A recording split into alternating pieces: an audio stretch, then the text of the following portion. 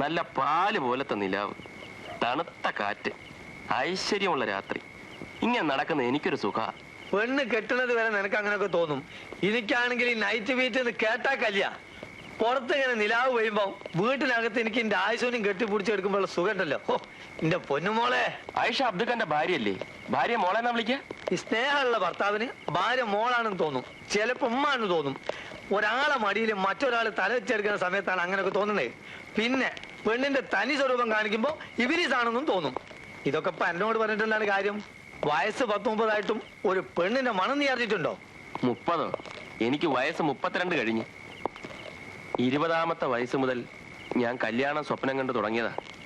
എന്ത് ചെയ്യാം, അച്ഛനും അമ്മയ്ക്കും ആ വിചാരം വേണ്ടേ? ഇപ്പോഴും മോന്റെ വായിൽ മുലപ്പാല് മണക്കുന്നു എന്നാണ് നിന്റെ അമ്മയുടെ വിചാരം? അതല്ല അബ്ദുക്ക, ഞാൻ മരണം വരെ പെങ്ങന്മാരെ നോക്കണം. ഇപ്പൊ പെണ്ണ് കെട്ടിയ പെങ്ങന്മാരെ നോക്കുന്ന ആരാണെന്ന അമ്മയുടെ ചോദ്യം. കെട്ടിച്ചയച്ചു കഴിഞ്ഞാൽ പെങ്ങന്മാരെ കെട്ടിയോമാരെ നോക്കണം. ഞങ്ങളുടെ തറവാട്ടിൽ ഒരു പ്രത്യേക ചിട്ടയാ, പെണ്ണുങ്ങൾ അകത്തും ആണുങ്ങൾ പുറത്തും. അത് ശരി, പിന്നെ എങ്ങനെയാണ്?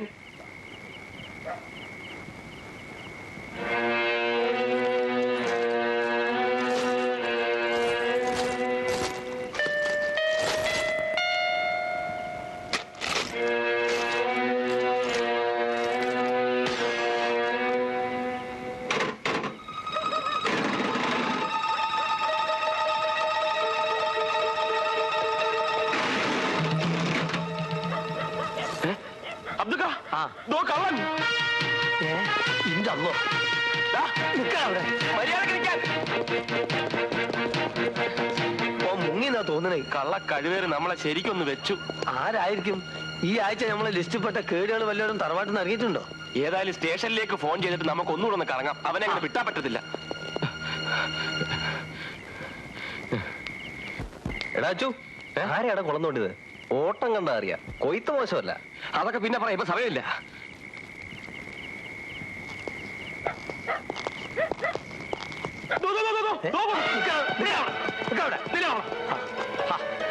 നമ്മള് വടിവാള് വാസല്ലേ? എന്താ സാർമാരെ? എന്താടാ ബാഗിനകത്ത്? ഒന്നുമില്ല, ഞാൻ ഒരു പഴയ കണക്ക് തീർക്കാൻ പോവാ. കണക്ക് നമുക്ക് ഇവിടെ വെച്ച് തീർക്കാം, അല്ലെങ്കിൽ പിന്നെയും ജോലി കൂടും. സ്വർണ്ണക്കട കയറി നീ മോഷ്ടിക്കുന്ന ഞാൻ എന്റെ കണ്ണുകൊണ്ട് കണ്ടതല്ലേ? തൊണ്ടി സാധനങ്ങൾ ഞങ്ങളെ ഏൽപ്പിച്ചിട്ട് മര്യാദയ്ക്ക് സ്റ്റേഷനിലോട്ട് തറ. ഏത് സ്വർണ്ണക്കട, ഏത് തൊണ്ടി? കട്ടവനെ കണ്ടില്ലെങ്കിൽ കണ്ടവനെ പിടിക്കുന്ന ഇടപാട്. വെറുതെ മനുഷ്യൻ മെനക്കെടുത്തരുത്. അബ്ദുക്ക, ഇവൻ പഠിച്ച പുള്ളിയാ. സ്റ്റേഷനിലെ ചൂടറിഞ്ഞെങ്കിലേ ഇവൻ സത്യം പറയത്തുള്ളൂ. ദേ വെറുതെ കള്ളക്കേസ് ഉണ്ടാക്കരുത്. ഞാൻ കള്ളം തന്നെ, നല്ല ഭംഗിയായി കക്കാനും അറിയാം. പക്ഷെ നിങ്ങൾ പറയുന്ന സ്വർണ്ണക്കടയിൽ ഞാൻ കേട്ടിട്ടില്ല. മിനിയാന്നാ ഞാൻ ജയിലിൽ നിന്ന് ഇറങ്ങിയത്. ഉടനെ അങ്ങോട്ട് പോകാൻ യാതൊരു താല്പര്യമില്ല. ഇവൻ പറഞ്ഞു കേട്ടിട്ട് സത്യം തോന്നുന്നുണ്ട്. നീ ശരിക്കും കണ്ടാണോ? ഇവൻ തന്നെ ആണോ ആള്? ഞാൻ ശരിക്കും കണ്ടല്ലേ, ഈ ബാഗും കണ്ട്. എന്നാ പിന്നെ വല്ലവരും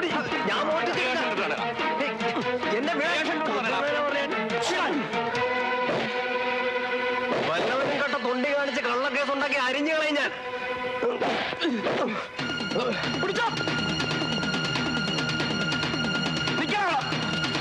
അവിടെ നിൽക്കാൻ വാസു അവിടെ നിൽക്കാനാണ് പറഞ്ഞത്. ഈ രാത്രി പാടൊക്കെ നാലിന്റെ ഇടയിൽ കൂടെ ഒക്കെ എന്നെ തോട്ടിക്കരുത്. വാസു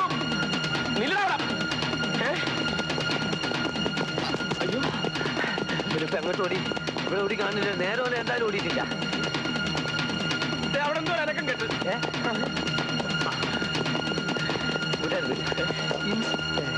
എനിക്ക് തോന്നിയതാണോ? അന്ന് പുതിയോ ഇവനിത് എവിടെ പോയി? എന്താ അവൻ ഈ ഏരിയയിൽ തന്നെ കാണും. നമുക്ക് എത്രയും പെട്ടെന്ന് സ്റ്റേഷനിൽ വിവരം അറിയിക്കാം. ബാക്കിയുള്ള പോലീസുകാരോട് വന്നോട്ടല്ലേ?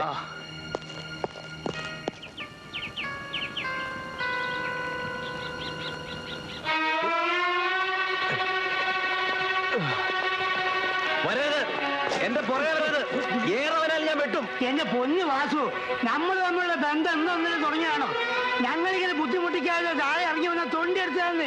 ഞാനല്ല പൊട്ടിച്ചെന്ന് പറഞ്ഞില്ലേ? എന്റെ പുറകെ കയറി വരരുത്. മനസാ വാച കർമ്മണ ഞാൻ അറിയാത്ത കാര്യം എന്റെ തലയിൽ കെട്ടിവെച്ച നാറിയെ ഞാൻ വെറുതെ വിടുവന്നിരുന്നണ്ട. വാസു പോയി.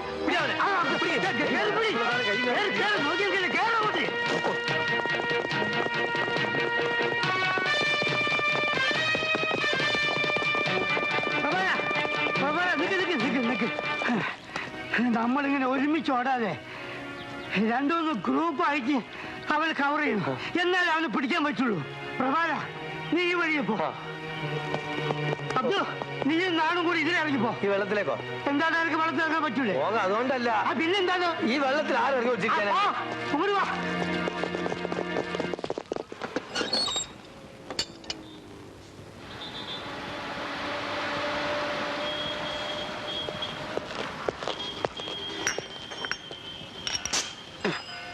ഗ്യാസ് ഒന്നും ഇല്ലല്ലോടോ. ഇന്നലെ രാത്രി 12 മണിക്ക് തുടങ്ങി ഓട്ടോ. തൊണ്ട നനയ്ക്കുന്നത് ഇപ്പോഴാ. എന്തുവാടാ നോക്കുന്നത്? തന്റെയൊക്കെ രക്ഷയ്ക്ക് വേണ്ടിയാ ഞങ്ങൾ ഈ ഓടുന്നത്. ആ ഓർമ്മ വേണം. ഒരു വട്ട് വീടിഞ്ഞിട്. ഇത് എങ്ങനെയാണോ കത്തിക്കുന്നത്? തീപ്പെട്ടി ഇടറോ?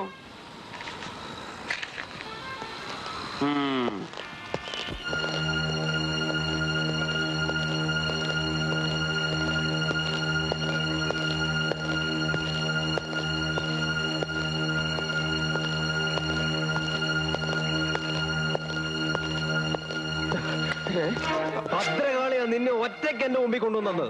നിന്റെ ചോര കണ്ടിട്ട് ഇനിമേ കഴിയുള്ളൂ.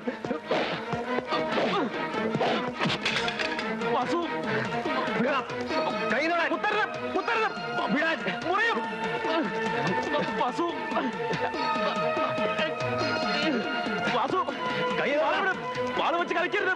വിടാനാ പറഞ്ഞത്.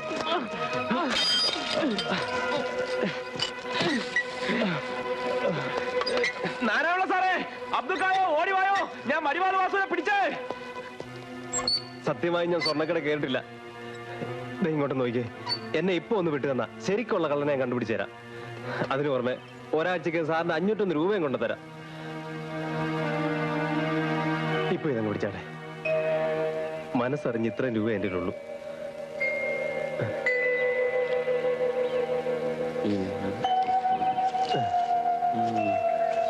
വാളുതാ.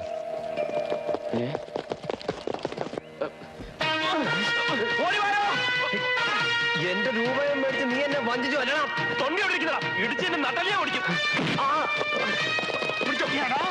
നീ ഞങ്ങളിട്ട് ഓടിച്ച് അല്ലെങ്കിൽ പോര്. ഇങ്ങോട്ട് നട. സത്യം പറയടാ തെണ്ടി. തൊണ്ടി സാധനം എവിടെ ഉണ്ട്? എനിക്കൊന്നും അറിയില്ല സാർ. സ്വപ്നത്തിൽ പോലും ഞാൻ വിചാരിക്കാത്ത കാര്യത്തിന് എന്നെ പിടിച്ചോണ്ട് വന്നിരിക്കുന്നത്. എന്റെ കയ്യിലുണ്ടായിരുന്ന കാശ് വേല പിടിച്ചു മേടിച്ചു. ആണുങ്ങളെ കുറിച്ച് അവാദം പറയുന്ന ഒറ്റ തൊഴിയാമച്ചെന്ന 1 മാസം കഴിഞ്ഞ നീ മൂത്രമൊഴിക്കൂ. Bloody rascal. ഇവനെ കൊണ്ട് ഞാൻ പറയിപ്പിക്കാം. ഇവനെ അകത്തത്.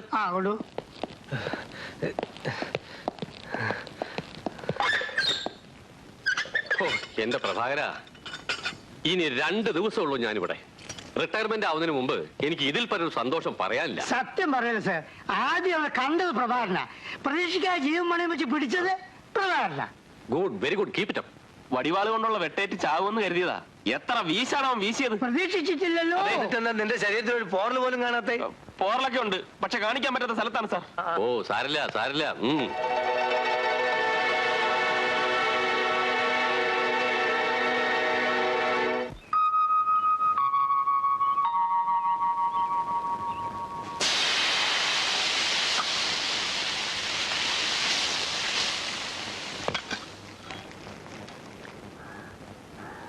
ഇത്തിരി ചമ്മന്തി കൂടി ഒഴിച്ച മോളെ.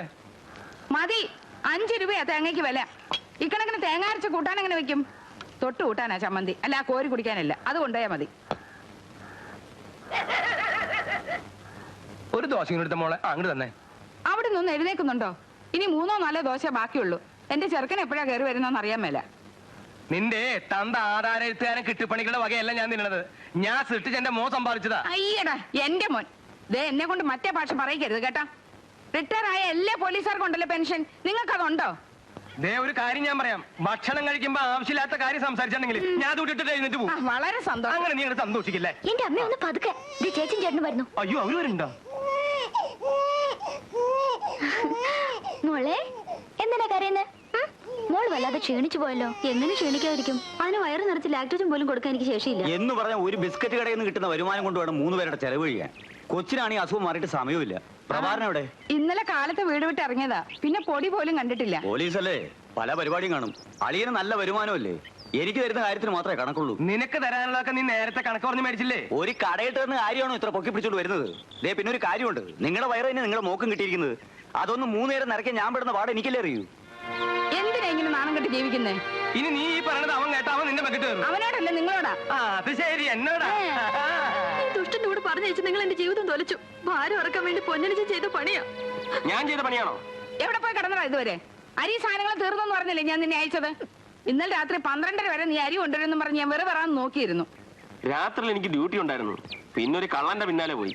കഴിക്കാൻ വല്ല ഉണ്ട് എടുത്തു പോയി. വിശന്ന് പ്രാണം പോകുന്നു. വരൂ.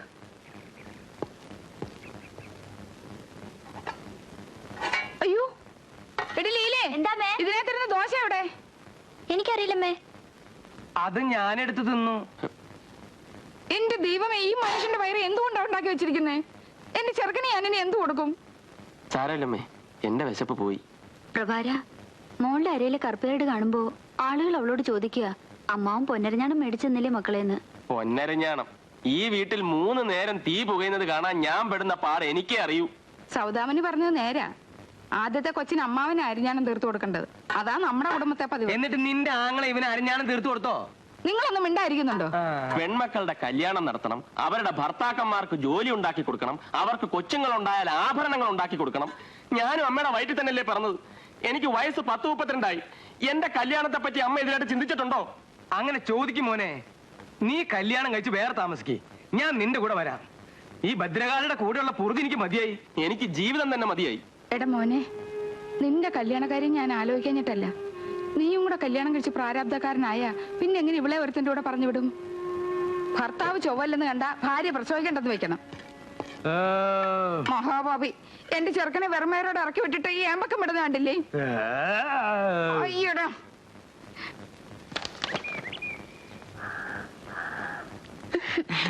ചുമ്മാതിരിക്കുന്ന നല്ല ചേട്ടാ. എന്റെ ജാനമ്മേ, നീ പെടുമ്പം കുളിപ്പിക്കുകയാണെങ്കിൽ എനിക്ക് എന്തൊക്കെയോ തോന്നും. സാരി മുഴുവൻ നനയട്ടെ, നമുക്ക് ഒരുമിച്ച് കുളിക്കാം. വെറുതെ ഇരിക്കുന്നേ. അച്ഛാ, പോലീസ് വന്നു. ആ അതാ വരുന്നു. നിന്റെ അച്ഛനെന്ന് കടയിൽ പോയില്ലേ? ഇന്ന് ശനിയാഴ്ചയില്ലേ, അച്ഛൻ തേച്ചു കുളിക്കുന്ന ദിവസാ. 10 മണിക്കല്ലേ കട തുറക്കൂ. ഞാൻ ആ കാര്യം അങ്ങ് മറന്നുപോയി. നിങ്ങൾ കാപ്പൂടിയൊക്കെ കഴിഞ്ഞു? ഞാൻ മാത്രമേ കഴിച്ചുള്ളൂ. എന്താ രാവിലെ തന്നെ? ആ ഒരുമിച്ചുള്ള കുളിയായിരുന്നു. എനിക്ക് വല്ലാതെ വിശക്കുന്നു, എന്തേലും കഴിക്കാൻ വേണം. നല്ല പുട്ടും പയറും ഉണ്ട്. ജാനമ്മേ, എടുത്തു വെക്ക്.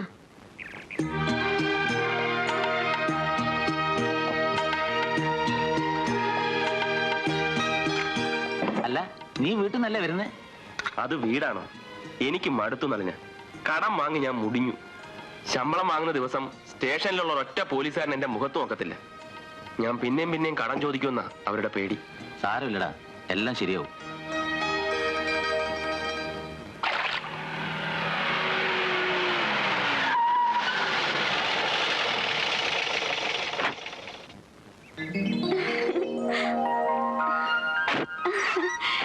നീ വരുന്നെന്ന് അറിഞ്ഞപ്പോ എനിക്കുണ്ടായ ഒരു thrill. The old day has come back.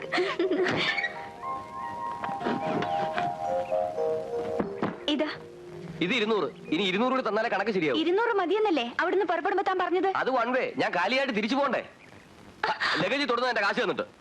ഇതാ നോക്ക്, പ്രശ്നം ഗുരുതരമാണെന്നാ തോന്നുന്നു. ഒന്ന് മുട്ടി നോക്കാം. വല്ലതും തടഞ്ഞാലോ? പെണ്ണുങ്ങളുടെ എന്ത് ആവാന്നാണോ? ലഗേജ് തുടരുന്നാ പറഞ്ഞേ. നമ്മളത് കുറെ കണ്ടതാ. സമയം കളയാ, കാശ് എടുക്ക. എനിക്ക് വേറെ ഓട്ടം ഉണ്ട്. എന്താ പ്രശ്നം? സാർ എന്നെ ഒന്ന് സഹായിക്കണം. 200 രൂപ സമ്മതിച്ചാ ഞാൻ കാറിൽ കയറിയത്. ഇവിടെ വന്നപ്പോ അയാൾ 400 രൂപ വേണമെന്ന് പറയുന്നു. ഇത് എവിടുത്തെ ന്യായ? ലഗേജ് തരില്ലത്രേ. എന്താണോ സാർ ഇതിൽ ഇടപെടണ്ട. പക്ഷെ എനിക്ക് ഇതിൽ ഇടപെട്ടേ പറ്റൂ. കാരണം ഈ തൊപ്പി തലയിൽ കയറിപ്പോയില്ലേ. പെണ്ണുങ്ങടുത്ത് മേക്കിട്ട് കയറാ പോടോ. ആഹാ, താൻ പോവില്ലേ? എന്നാ സ്റ്റേഷനിൽ ചെന്ന് കണക്ക് തീർക്കാം. എന്താ ഇതിന്റെ നമ്പർ? KLD 9031. KLD 9031. എവിടെ തന്റെ ലൈസൻസ് ബുക്കും? ഇത് കുറെ കഷ്ടമാണ്. ഒരു കഷ്ടമില്ല, പോടോ. വളരെ നന്ദിയുണ്ട്. എന്താ സാറിന്റെ പേര്? പ്രഭാകരൻ കെ. വെറും കോൺസ്റ്റബിൾ ആണെന്ന് വിചാരിക്കണ്ട, സബ് ഇൻസ്പെക്ടർക്ക് പോലും പേടിയാ. ഇവിടെ പ്രഭാകരൻ നല്ല പേരാ, അതുകൊണ്ട് തന്നെ കളവും പിടിച്ചു പറയും കുറവാ. പരിചയപ്പെട്ടതിൽ വളരെ സന്തോഷം. ഹലോ, ഇതാണോ നിങ്ങളുടെ മര്യാദ? 200 രൂപയുടെ ലാഭം ഒരു നന്ദി വാക്കിൽ ഒതുക്കാവുന്നതാണോ? ഞാനെന്താ ചെയ്യേണ്ടത്? ഒരു 50 റുപ്പീസ് എടുക്കണം. ക്ഷമിക്കണം, വാങ്ങില്ലെന്ന് കരുതി. ഇക്കാലത്ത് വാങ്ങുന്നവനാണ് മാന്യൻ.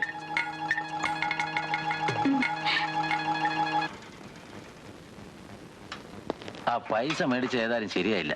തൽക്കാലം നീ ഇതങ്ങോട്ട് പിടിക്ക്. ഞാൻ തരാനുള്ള 2550 കുറയട്ടോ. ഇല്ലാത്ത കുറ്റം ഉണ്ടാക്കി നീ നകത്താക്കി.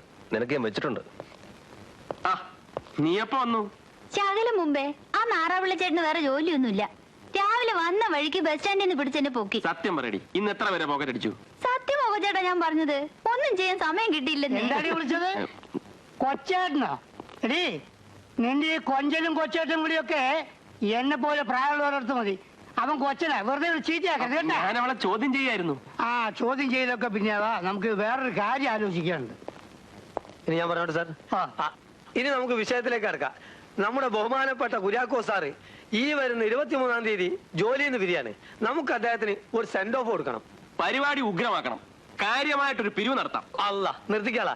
നീ പിരിച്ചോടത്തോളം മതി. നീ എന്റെ ഷെയർ കടം പറയാതെ തന്നാ മതി. പ്രഭാകരനോട് എനിക്കൊരു കാര്യം പറയാനുണ്ട്.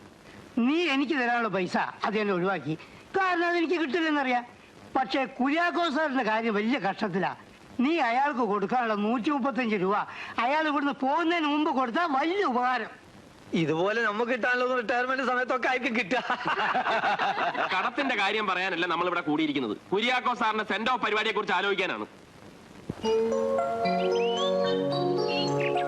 പ്രിയപ്പെട്ട സുഹൃത്തുക്കളെ, കഴിഞ്ഞ 3 വർഷക്കാലം ഈ നാട്ടിൽ നിയമത്തിന്റെ പ്രകാശം പരത്തിയിരുന്ന ആ ദീപവിതാ പൊലിയുന്നു.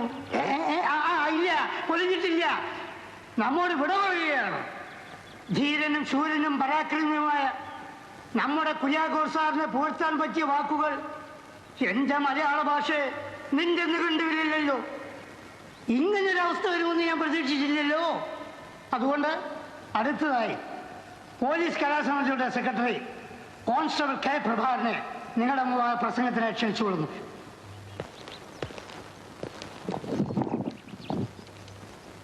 ബഹുമാനപ്പെട്ട കുര്യാക്കോ സാർ, അങ്ങിരുന്ന് ആ കസേരയിൽ ഇരിക്കാൻ കഴിവുള്ള അർഹതയുള്ള ഒരാൾ ഇനി ഉണ്ടാകുമോ സംശയമാണ്. ആ കസേരയിലേക്ക് നോക്കുമ്പോൾ ഇനി എനിക്കും എന്റെ സഹപ്രവർത്തകർക്കും പൊട്ടിക്കരയാതിരിക്കാൻ കഴിയുമോ? എനിക്ക് കൂടുതലൊന്നും പറയാൻ കഴിയുന്നില്ല. അടുത്തായി PC അബ്ദുള്ള പ്രസംഗിക്കും.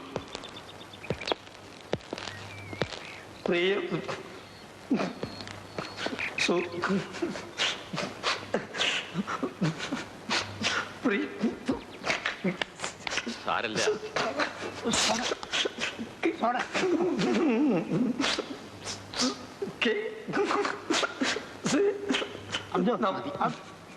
നമസ്കാരം.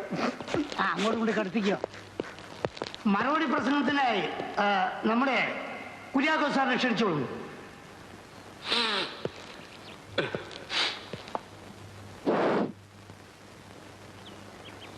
സ്നേഹിതരെ, സഹപ്രവർത്തകരെ,